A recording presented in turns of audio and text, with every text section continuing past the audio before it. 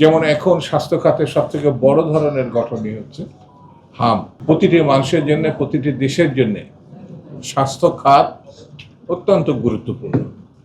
যেমন অনেক ফার্মেসি আছে 24 ঘন্টা তারা মানুষকে সার্ভিস দেয়। যখন দেখবেন একটি রোগীর বাঁচানোর প্রশ্ন দেখা যায়, তখনই শুধু ডাক্তার না, ডাক্তার প্রেসক্রিপশন করেন ওষুধের জন্য, ফার্মেসিতে রোগীর স্বজনরা ছুটে যায়।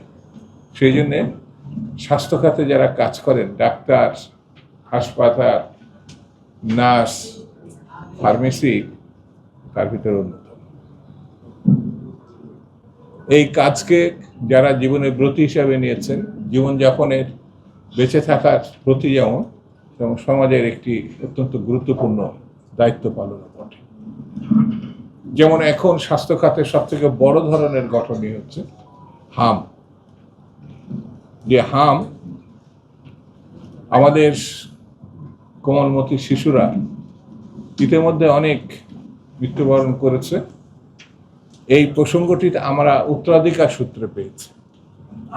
আমরা ইতিমধ্যে পত্রিকা মারফত জেনেছি ইউনিসেফ একাধিকবার, প্রায় 5 থেকে 6 বার লিখিতভাবে তৎকালীন সরকার, আগের সরকারকে তারা সতর্ক করেছিল, কিন্তু সেই সরকার, এমনকি এটা আওয়ামী লীগ আমলেরও অনেক ব্যর্থতার একটি হচ্ছে এই হাম।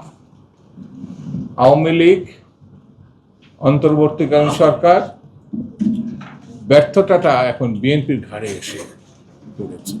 বিএনপি ইতিমধ্যে অনেক পদক্ষেপ নিয়েছে, তারপরেও যে প্রসঙ্গটি আমরা নির্মূল করেছিলাম, হামটা কিন্তু আমাদের দেশে একটি নির্মূল হওয়া প্রসঙ্গ ছিল, সেটি ব্যর্থতার কারণে আমরা তার মুখোমুখি হয়েছি।